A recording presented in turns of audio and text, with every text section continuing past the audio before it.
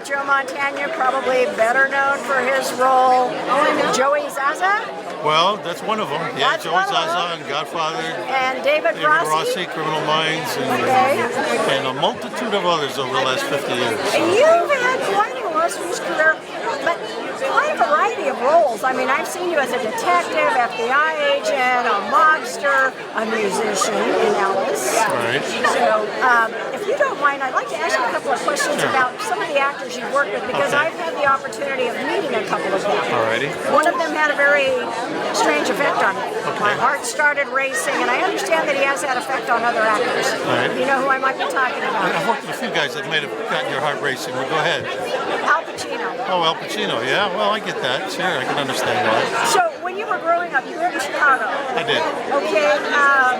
What started the martial arts thing? How old were you when you started taking martial arts? Well, you know, I'm not a martial arts student or an advocate of it, in the sense that it's the peripheral people that I've met in the industry that have got me. You know, I started out watching Bruce Lee movies is what really got me interested in the art form. But and then when I moved out here to California, I met people like Vinny Cesare, who really opened it up to me, and Michael Matsuda, who runs the museum here. So it's more like, and in my line of work, I mean, I've never been called upon to use it per se, except in very small little instances, and then I'll bring in a professional like Vinny to kind of coach me into doing something. But you know, all I can say is I am such an admirer of it, of the art form, and just the culture of it, in the sense that, you know, people want to call it a sport or a religion or a culture or whatever. How you can, it's in a way, that's what's great about it. It's all those things. It's a way of life. It's not just you know, it's a martial art. It is an art form, and I think that's a lot of people maybe are uneducated to that. What it is, might mistake it as, oh, it's just a sport. It's just a things like, you know, it's whatever.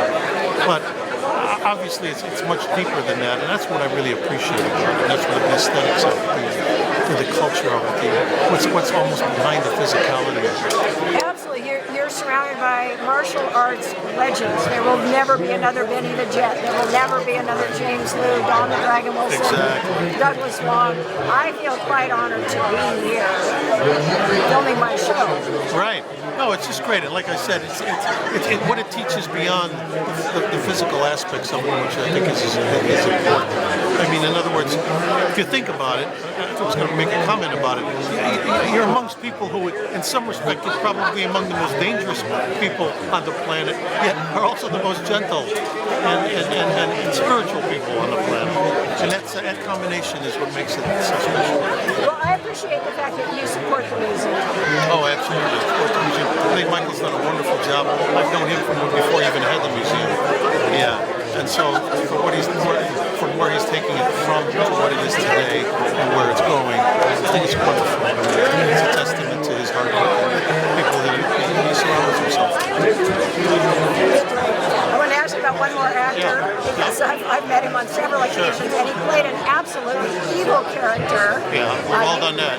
You played the detective. Okay. Sally Field and Kiefer. Oh, Kiefer Sutherland. Yeah, Kiefer, wonderful actor. And a nice guy, you know what I mean? It's usually the nicest guys play the most vicious kind of roles. That's often the case, you know. But yeah, Kiefer was great. I enjoyed working with him. And I've been blessed. I've had a great career in the sense of working with some wonderful people throughout my career. So. You also graduated from the school, same name as mine. My last name is Goodman. Yeah, the Goodman School of Drama in Chicago. Yeah, I was there back in the 60s. At what age did you decide you were going to become an actor? I think I was about 16, 17. I was in high school and I got exposed to the drama department, and I knew the minute I tried out for a play that that's what I wanted to do. Prior to that, I really had nothing pointing me in that direction.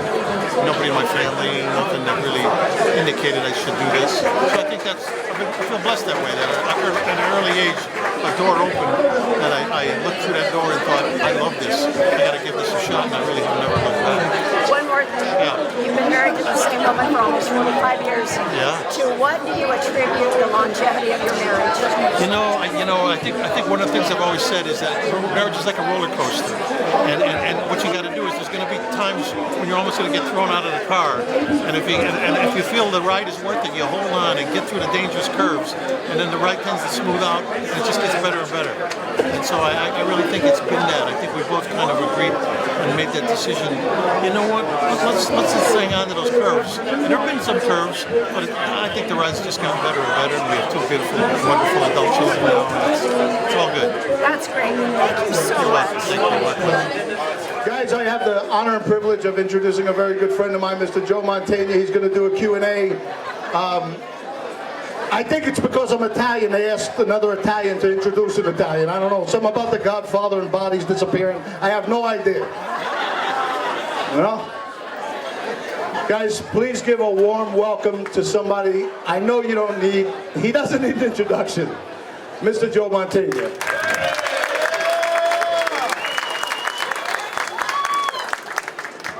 I think he cracked a rib hugging me. Wait a minute. Anyway, thank you. No, it's a pleasure to be here. I've known Michael Matsuda, who started this museum many years ago. I knew him before it existed. I've been trying to come to this thing every year, and it gets bigger and bigger, and it's just wonderful. And all I can say is, I was just being interviewed for some, I'm not even sure what this young lady right here who's filming, it was for her, and she'd asked me the question about what my interest was in martial arts and all.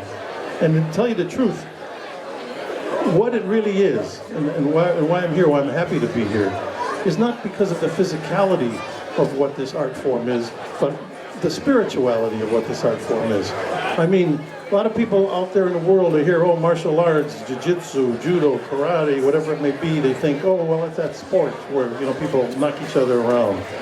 But as you all know, this group especially knows well, that the physicality of the martial arts is at most half of it, and the other half of it is the culture of what it is.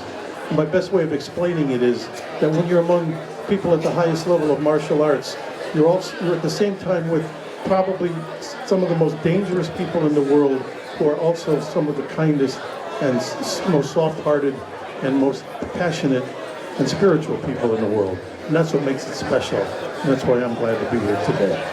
So anyway. Do you think you ever work on another Stephen King film? I was asked if I would ever work on another Stephen King film. I absolutely would. I mean, I did the movie Thinner. Oh God, it must have been over 20 years ago. What was great about that, and great about Stephen King, and he did a cameo in it, if you remember, you probably remember if you saw the film. And I guess he did that often in his movies. The great thing about that is we actually shot it, and this is very unique. We don't often, when you make a movie, you don't often necessarily shoot the movie in where it's supposed to take place.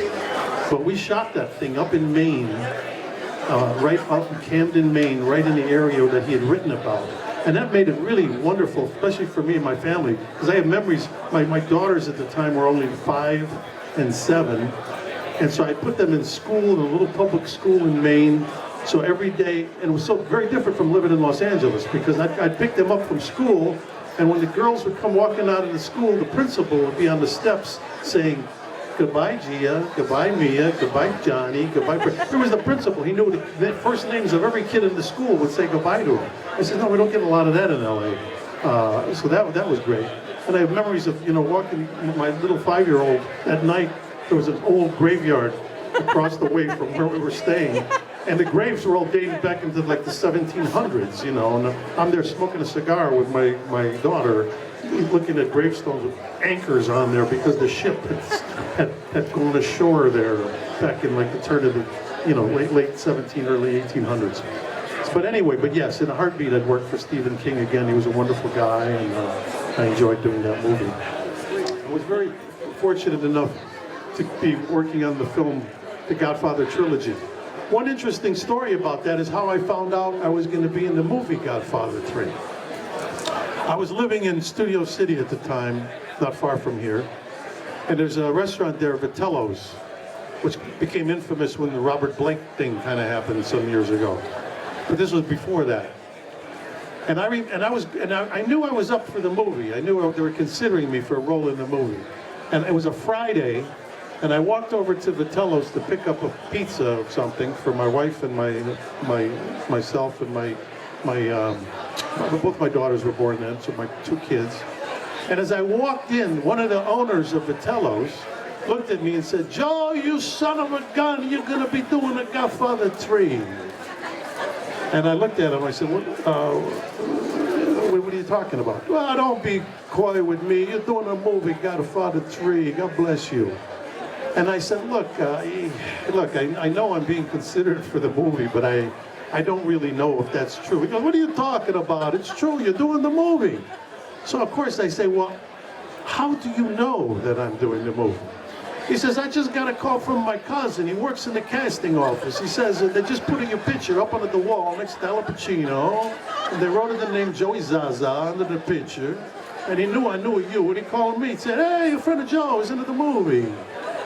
I said, "Well, okay, all right, I'll take the pizza now." And I run home with the pizza. And I call my agent, and it's like after hours, I reach him at home. I'm saying, "I just got told by the guy at the pizza joint that I'm doing Godfather 3. He goes, "Oh yeah, I just got the call. I was just gonna call you." I said, "Well, I think it's ironic then, to do a movie like Godfather 3, I would find out from the guy who owns a pizza place around the corner. That kind of makes sense." My very first scene, I was standing there getting ready to do the scene.